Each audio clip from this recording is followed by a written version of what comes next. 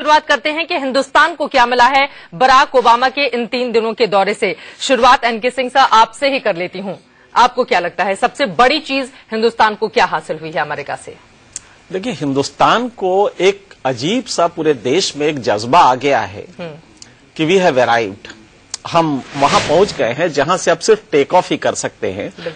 बात इसकी नहीं है कि कोई अमेरिकन प्रेसिडेंट आया है, इसका रिवर्स साइड आप देखेंगी तो भाई कोई आया है, इससे क्या फर्क पड़ता है, 2-3 दिन रहा, टेंजिबल टर्म्स में क्या मिला, काफी कुछ मिला भी है, लेकिन उससे ज्यादा ये है कि हमारा जो एक सेंस ऑफ प्राइड है वो जबरदस्त डेवलप हुआ है, जो कि नेशनल कैरेक्टर के रूप में तब्दील होगा। ठीक है, इसमें टाइम लग सकता है, हम करप्शन बेटर सोसाइटी है, माल फंक्शनिंग है, स्टेट क्राफ्ट फंक्शन नहीं करता, इसको लेके भी प्राइम मिनिस्टर के पास तमाम अपने व्यूज हैं और तमाम इम्प्लीमेंटेशन के पार्ट पे भी कर रहे हैं। इसमें वक्त लगता है।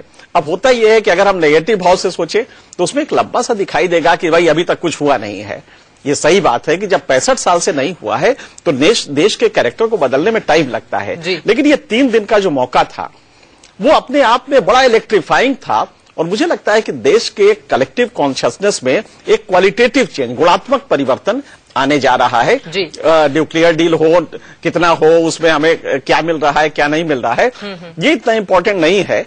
ये लगा कि नहीं, विश्व में हम रिकॉग्नाइज फिर से होने लगे हैं जो सदियों तक एक बार छूट गए थे, और हमने चिंता भी बढ़ा दी है चाइना और पाकिस्तान की। लेकिन शिवशंकर मुखर्जी जी, आपसे ये मेरा सीधा सा सवाल है। 1959 में जब भारत दौरे पर पहले अमेरिकी राष्ट्रपति आइजनहावर आए थे, उन्होंने कहा था कि हिंदुस्तान से हमारा दिमाग का रिश्ता है और पाकिस्तान से दिल का रिश्ता है।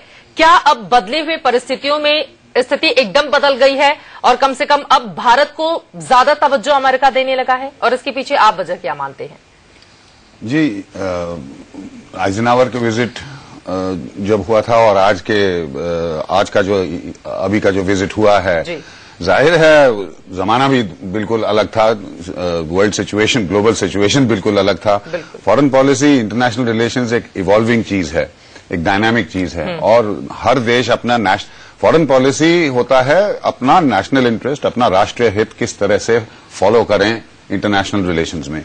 मेरे दोस्त एनके ने बिल्कुल सही कहा कि इस विजिट की इंपॉर्टेंस को इस तरह से हम जांच नहीं सकते कि ये एग्रीमेंट हुआ कि नहीं, जेब में लेके क्या गए, वो लेके जेब में क्या आए और क्या देके गए। ये टोटलिटी है, जैसे कहते हैं ना, the whole is bigger than the sum of the parts. अलग अलग टुकड़ों के बजाय पूरा जो ढांचा है देखने, मेरे लिए यही सबसे अहम चीज है। सबसे बड़ा टेक अवे ये है कि ये जो देश हैं इन्होंने सिग्नल कर दिया है अपने बॉडी लैंग्वेज से, अपने सिंबलिज्म से। इस विजिट के लोग कहते हैं कि भाई सिंबलिज्म था, सब्सटेंस नहीं था। Symbolism is the substance. Gandhi ji का चरखा लेके उन्होंने अंग्रेजों को पीटा नहीं था एक लकड़ी के टुकड़े से, वो एक सिंबलिज्म था, बहुत ही इंपॉर्टेंट था। ये सब देखते हुए अभी इस विजिट के, अगर स्पेसिफिकली इस विजिट के बारे में सोचें तो मोस्ट इंपॉर्टेंट चीज ये था, जैसे कि उन्होंने कहा, उसमें मैं सिर्फ थोड़ा जोड़ रहा हूं कि सब भारत जैसे देश में और यूनाइटेड स्टेट्स जैसे देश में सबसे इंपॉर्टेंट चीज है हर क्षेत्र में कोऑपरेशन बढ़ाने के लिए बिल्कुल 2 चीजें। नंबर 1, दोनों का एक फीलिंग होना चाहिए कि ये कोऑपरेशन म्यूचुअल बेनिफिट के लिए है, हम दोनों का इसमें स्टेक है, हम दोनों को इससे फायदा है। दूसरा, इसको आगे बढ़ाने के लिए जो ट्रस्ट फैक्टर है वो इस विजिट के जरिए बहुत ऊपर चला गया है। गर्मजोशी भी नजर आई है, लेकिन कहा ये जज्बात नहीं, अपने राष्ट्रीय हित दोनों देश देखते हुए हमारे प्रधानमंत्री भारतवर्ष का राष्ट्रीय हित देखेंगे, बिल्कुल वो भी, और ओबामा भी वैसा ही करेंगे। तो ये टोटलिटी देखते हुए इस विजिट में, जैसे आपके संवाददाता ने कहा ये रास्ते बंद रहेंगे आज के उनके सीरी फोर्ट जाते वक्त, तो उसका एनालॉजी लेके मैं कहूंगा इस विजिट ने काफी रास्ते खोल दिए हैं। आगे बहुत काम है, इम्प्लीमेंटेशन का काम है, लेकिन ये रास्ते उन्होंने खोले हैं। लेकिन कहा यह जा रहा है दरअसल अमेरिका की मंशा भी हमेशा संदेह के घेरे में रही है और आंख बंद करके हम उस पर भरोसा पूरी तरह से नहीं कर सकते हैं। इसके पीछे वजह बताई जाती है कि जनसंख्या की दृष्टि से एक बड़े लोकतंत्र को अपने प्रभाव में दिखाना चाहते हैं अमेरिकी राष्ट्रपति इलेक्शन के दौरान, अमेरिका में जो राष्ट्रपति के लिए चुनाव होंगे। इस पर हम चर्चा को आगे बढ़ाएंगे। प्रदीप जी से मेरा ये सवाल होगा, लेकिन उसके पहले आपको दिखा देते हैं कि कौन कौन सी काम की बातें हुई हैं भारत और अमेरिका के बीच। अमेरिका भारत में अपारंपरिक ऊर्जा के लिए $2 अरब का निवेश करेगा, ये डील हुई है मोदी और ओबामा के दिल मिलने के बाद। अमेरिका भारत में अपारंपरिक ऊर्जा के लिए $2 अरब का निवेश करेगा। इसी साल एक उच्च स्तरीय अमेरिकी टीम भारत का दौरा करेगी। टोटल 4 अरब का हुआ है। जी, टोटल 4 अरब का हुआ है। ये 2 बिलियन का एक है। हाँ। और 1 बिलियन के 2 हैं जो कि फाइनेंशियल इंस्टीट्यूशंस लेके आएंगे। मेक इन इंडिया में भी बड़ी हिस्सेदारी का इच्छुक है अमेरिका। स्मार्ट सिटी में अमेरिका भागीदार बनेगा। इलाहाबाद, विशाखापट्टनम, अजमेर को नए सिरे से बसाने में अमेरिकी मदद की जाएगी। 2008 के परमाणु करार और परमाणु जवाबदेही बिल पर सहमति बन चुकी है। दोनों देशों में आपसी व्यापार $100 अरब से आगे ले जाने पर सहमति बन चुकी है और लगातार वो चीजें हम दिखा भी रहे हैं। लेकिन बड़ा सवाल प्रदीप जी आज से ही मैं पूछ लेती हूं। ब्रेक का वक्त हो चला है, लेकिन एक छोटी सी टिप्पणी आप बता दीजिए कि क्या हासिल हुआ जल्दी से। नहीं, देखिए, अभी मुखर्जी साहब ने कहा, उसके पहले एनके सिंह साहब ने जो कहा बिल्कुल सही बात है। एक बड़ी चीज जो बड़ा परिवर्तन दिख रहा है वो सेल्फ बिलीफ भारत में, कि हमको अपने पर भरोसा है। ऐसा नहीं है कि हम किसी जो है हीन भावना का शिकार होकर और अमेरिका से बात कर रहे हैं। चलिए सर, आप अपनी बात को आगे बढ़ाएं। छोटे से बराक ओबामा के दौरे का आज आखिरी दिन है, इससे क्या हासिल हुआ, इसी पर हमारी चर्चा लगातार जारी है। लेकिन उसके पहले आपको दिखाते हैं कि किस तरह का फर्क आया है। इसके पहले जब बराक ओबामा हिंदुस्तान आए थे, या फिर जितने भी अमेरिकी राष्ट्रपति हिंदुस्तान का दौरा कर चुके हैं, और उसमें और बराक ओबामा के, और साथ ही यहां पर 2010 और 2015 की तुलना सबसे पहले कर लेते हैं। 6 नवंबर 2010 को हिंदुस्तान जब आए थे अमेरिकी प्रेसिडेंट, उस वक्त की तस्वीर, और 2015 की तस्वीर आपके सामने है। मनमोहन सिंह उस समय प्रधानमंत्री थे। नरेंद्र मोदी 2015 में। जबरदस्त स्वागत दोनों ही दौरे में हुआ। राष्ट्रपति प्रतिभा पाटिल थी 2010 में, 15 में प्रणब मुखर्जी। पहले दौरे में भी राजघाट पर जाकर दुनिया को शांति का संदेश किस तरह से बापू ने दिया, इस बात का जिक्र अमेरिकी प्रेसिडेंट की ओर से किया गया, और इस बार भी तकरीबन वही स्थिति। लेकिन नया देखिए, राजघाट पर उन्हें उस समय भी बापू का चरखा दिया गया था, इस बार भी दिया गया है, लेकिन पीपल का पौधा उनकी ओर से लगाया गया। ये अपने आप में काफी ज्यादा दिलचस्प रहा। तो ये हम 2010 और 2015 दोनों ही दौरों का तुलनात्मक अध्ययन आपको दिखा रहे हैं कि किस तरह से परिस्थितियां बदली हैं। संयुक्त राष्ट्र को, संसद के संयुक्त सत्र को संबोधित किया था उन्होंने, और इस बार गणतंत्र दिवस पर हमारे खास मेहमान बनकर आए। हालांकि एक सिमिलैरिटी ये रही कि 2010 में भी उन्होंने संयुक्त राष्ट्र के अंदर स्थायी सदस्यता की वकालत की थी, और इस बार भी उन्होंने वकालत की है। हालांकि न्यूक्लियर डील जो 2008 में हुआ था, उस पर जो अड़चनें थी वो इस बार दूर कर लिया गया है, जो दोनों ही देशों के लिहाज से काफी ज्यादा महत्वपूर्ण माना जा रहा है। और इसी सवाल के साथ प्रदीप जी मैं आपके पास आना चाहूंगी, क्योंकि उसके पहले कम वक्त था। ये जो 2010 और 2015 में हम अंतर दिखा रहे हैं, आप किस तरह का फर्क समझते हैं? क्या आत्मविश्वास हिंदुस्तान का बहुत ज्यादा बढ़ चुका है अब? निश्चित रूप से आत्मविश्वास तो बढ़ा ही है, लेकिन आप देखिए, डेमोक्रेसी की एक खूबी और खामी दोनों इसमें परिलक्षित होती है कि बराक ओबामा की पार्टी, जब जॉर्ज बुश की पार्टी ने ये न्यूक्लियर डील की थी तो विरोध कर रही थी। बीजेपी विपक्ष में थी तो बीजेपी इस डील का विरोध कर रही थी। आज वही दोनों पार्टियों ने इसको अंतिम परिणति तक पहुंचाया है, इस डील को। तो एक चीज यह है कि विपक्ष में जब पार्टी होती है तो वो कोई भी फैसला होता है सरकार का, उसके नकारात्मक पहलुओं पर ही ज्यादा ध्यान देती है।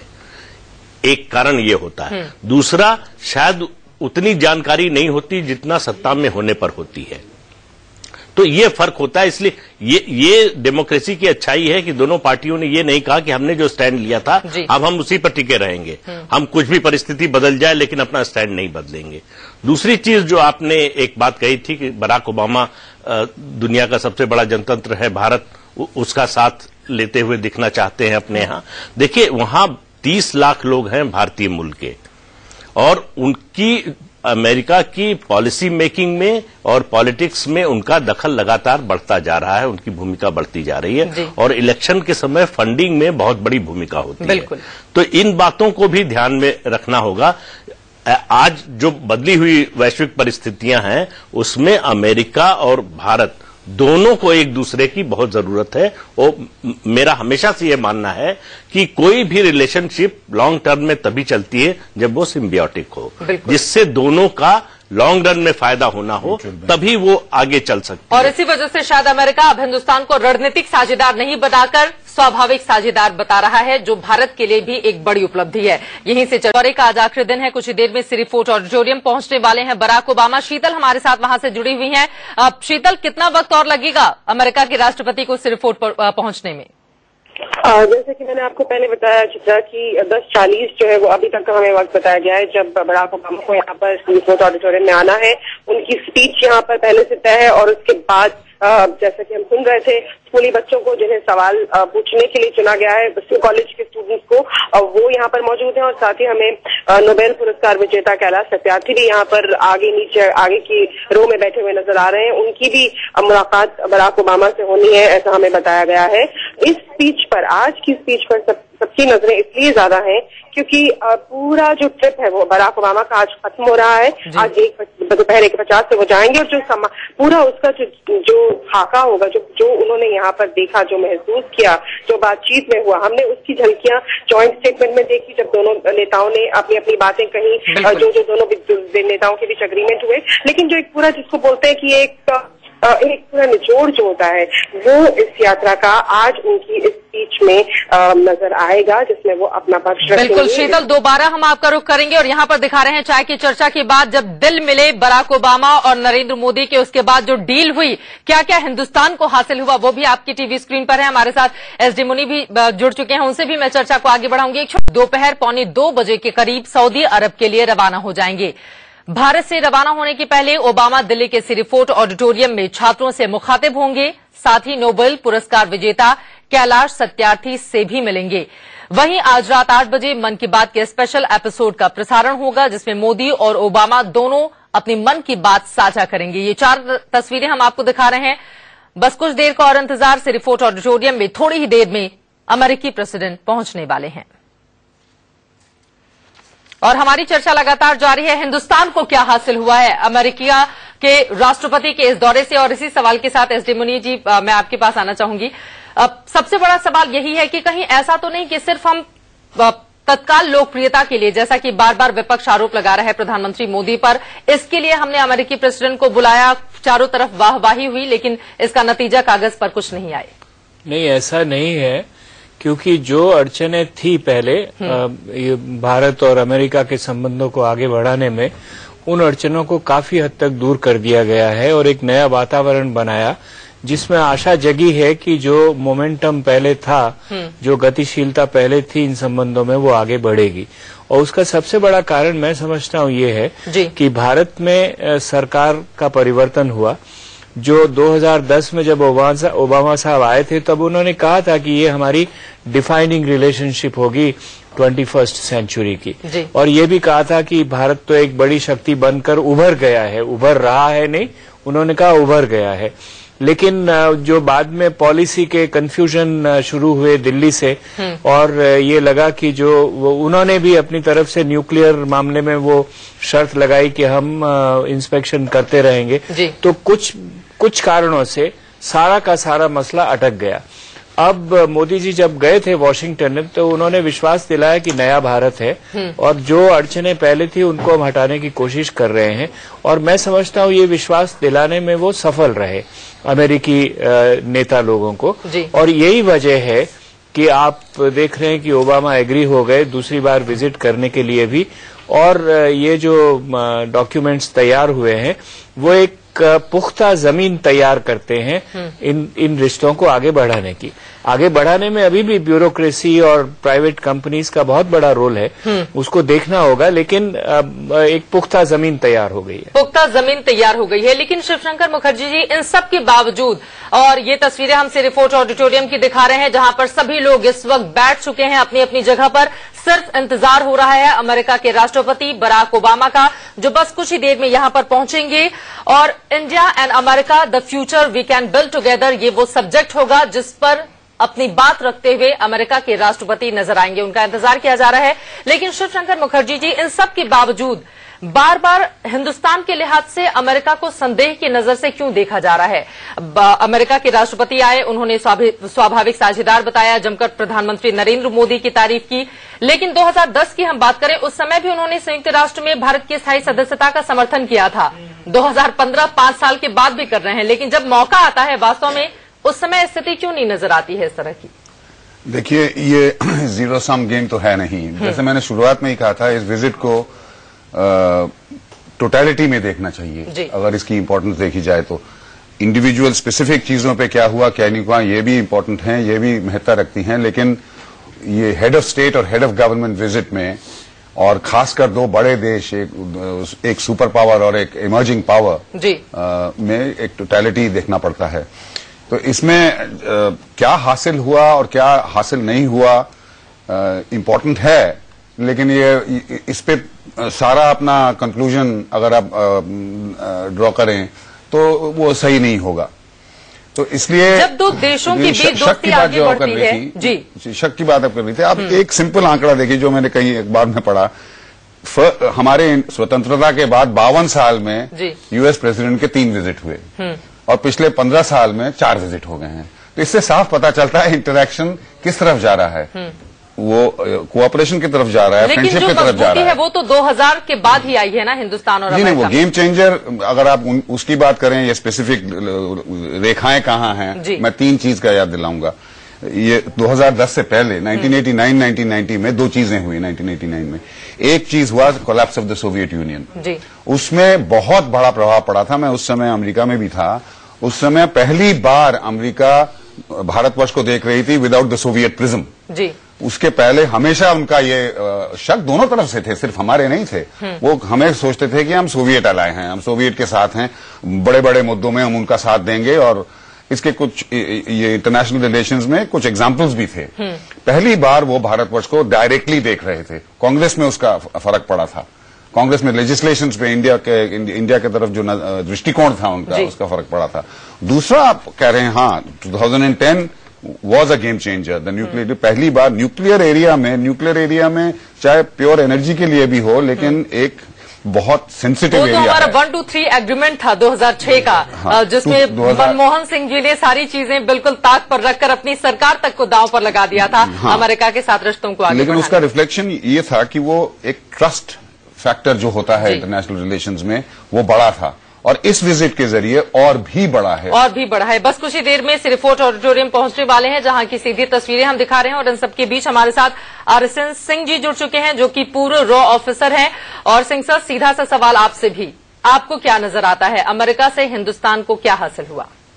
नहीं, जैसा मुखर्जी साहब ने कहा, जो आपको टोटलिटी में पूरी सॉफ्ट पावर और हार्ड पावर दोनों को मिला के, तो सॉफ्ट पावर आप यहाँ पर देखें जो एटमॉस्फेरिक्स था, जिसका अपना स्थान है जी, वो अपनी जगह पे बहुत अच्छी रही है, अनप्रेसिडेंटेड रहा है। और जैसा कि इन्होंने वो आंकड़े दिए, तो मैं आपको बता दूं कि 59 से ये दौरा शुरू हुआ है जी। 59 से 2000 तक में अगर आप देखें तो जो हर एक 10 इयर्स डिकेडल इंटरवल्स पे विजिट होता था। 2000 से अगर 2014 के बीच में देखें तो वो इंटरवल ऑलमोस्ट 3 to 4 इयर्स में रहा। 1978 के बाद तो सीधे 2000 में अमेरिका का कोई प्रेसिडेंट हिंदुस्तान आया था जी। तो ये एक इंक्रीजिंग टेम्पो का एक इंडिकेशन है। लेकिन एक साथ साथ मैं आपको एक चीज बताना चाहूंगा जो शायद पूरे डिस्कशन में नहीं आया, कि हमने जब शुरुआत की थी प्री इंडिपेंडेंस एरा में जी, मुझे ऐसा पढ़ने में आया है और कई लोग डिस्प्यूट कर सकते हैं कि one of the reasons we got our independence was American pressure on the British, कि उन्होंने इसको प्री कंडीशन डाला हुआ था कि हम सेकेंड वर्ल्ड वॉर में तभी इंटरवीन करेंगे जी, जब आप ये प्रॉमिस कीजिए कोई इंडिया को आप इंडिपेंडेंस देंगे। तो ये मुनी साहब सर हिला रहे हैं, शायद वो इससे वाकिफ नहीं रहे, लेकिन मैंने पढ़ा है ऐसा। दूसरी चीज मैं ये कहना चाहूंगा कि देखिए, ये सजेशन के फॉर्म में था, ये सजेशन के साथ जो भी रहा हो, मैंने पढ़ा है ऐसा जी।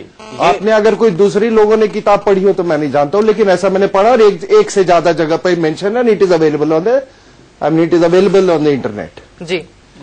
दूसरी चीज ये, यहां पर लोगों को इस चीज का एहसास होना चाहिए कि देखिए, अगर आप चाइना की बात करें, जो कह रहे हैं कि no it is as a counterpoise of China खड़ा किया जा रहा है हमको, उसके अपने जियोपॉलिटिकल रीजंस हैं, उसमें बेनिफिट लॉसेस वो हम भी कैलकुलेट कर रहे हैं, वो भी देख रहे हैं। लेकिन एक एक्स्ट्रा रीजनल पावर को एक रीजनल पावर से compete करने के, मैं चाइना और यूएस की बात कर रहा हूं, एक्स्ट्रा रीजनल पावर को उसके कुछ लिमिटेशंस हैं। वो लिमिटेशंस वो भी समझते हैं, हम भी उस लिमिटेशंस को समझते हैं। लैंड कनेक्टिविटी नहीं है, सो देयरफॉर उनका जो पूरा जो एम्फेसिस है वो ओशनिक पावर में है। लेकिन एक चीज समझ में नहीं आती है, अगर हम चीन के तमाम अखबारों की बात करें, उसमें ये जिक्र किया गया है कि भारत और अमेरिका के जो रिश्ते इस समय दिखाई दे रहे हैं वो बहुत सतही हैं। चीन इस तरह की ये खींच है या फिर कोई और वजह है? क्योंकि हमने अगर चाय बनाया उन्होंने अमेरिकी प्रेसिडेंट के लिए, तो झूले पर चाइना के राष्ट्रपति को भी बिठाया था, तो फिर दिक्कत क्यों हो रही है? जो कुछ स्टेटमेंट्स आ रहे हैं, वेरी स्टूपिड स्टेटमेंट्स। एक स्टेटमेंट मैंने ये भी पढ़ा कि I mean it almost implies that India cannot do without us. It's crucial to do business with us. It is crucial to do business with everybody. ये कौन सा स्टेटमेंट आ गया? तो वो उसमें हम ना जाए। देखिए, both China and US and China more so has been a aspect in our domestic politics. आप इस चीज को नहीं नकार सकते हैं यहां पे। तो ऐसा नहीं है कि चाइना का leverages, they have enjoyed huge leverages. They have universities, I mean, who have been totally subverted by the at some point of time by the Chinese thought process। तो लिवरेजेस उनके अभी भी हैं जी। There are political parties जो कि 62 की लड़ाई में उनका साथ दे रहे थे। तो वो लिवरेजेस, तो हमको दोनों के बीच में बैलेंस करके चलना है। तो इसलिए let's not get carried away by one and what the Chinese are saying. जी, कोई बीच का रास्ता हमें भी तलाशना होगा। ऐसा ना हो कि एक तरफ पलड़ा भारी लगे तो दूसरी तरफ स्थिति हमारी कमजोर हो जाए। यहां से चर्चा को हम आगे बढ़ाएंगे। फिलहाल सिटी फोर्ट ऑडिटोरियम की ये सीधी तस्वीरें हम आपको दिखा रहे हैं। अमेरिका के राष्ट्रपति, हालांकि जो समय हमें बताया गया था 10:40 से उनके स्पीच की शुरुआत होनी थी, लेकिन अभी वक्त लग रहा है। अभी अपने होटल से निकले भी नहीं हैं और वहां पर मौजूद जो बच्चे हैं जो सीधे बराक ओबामा से सवाल पूछेंगे, उन्होंने क्या कुछ कहा है इस कार्यक्रम के शुरू होने के पहले, वो सुन लेते हैं। Well, I have definitely tracked his entire visit, and I think for the first time I'm seeing a relationship which is actually factual and not just one in words. So I really expect for him to, declare some sort of like that, okay, yes, the relationship is going to be much stronger now and not just in words. I think we have young people, a lot of students here who are interested in peace development and IR. A lot of questions will be raised for this, and I think Mr. Obama is the right person to ask the question. The fact that Obama is the first US president who is visiting India, it's a very big deal for India, and right now all the other countries have their eyes on India. So I think it's a great achievement by Narendra Modi. Well, I think considering the fact that now in India we have a very, very proactive government who is, really making efforts to strengthen the bilateral ties with all the major, the superpowers of the world. I think this visit of Obama's is really going to make a huge difference in the bilateral relationship of both the countries. सभी काफी ज्यादा उत्साहित हैं। देखना दिलचस्प रहेगा कि किस तरह के सवालों का सामना अमेरिका के राष्ट्रपति को करना पड़ता है।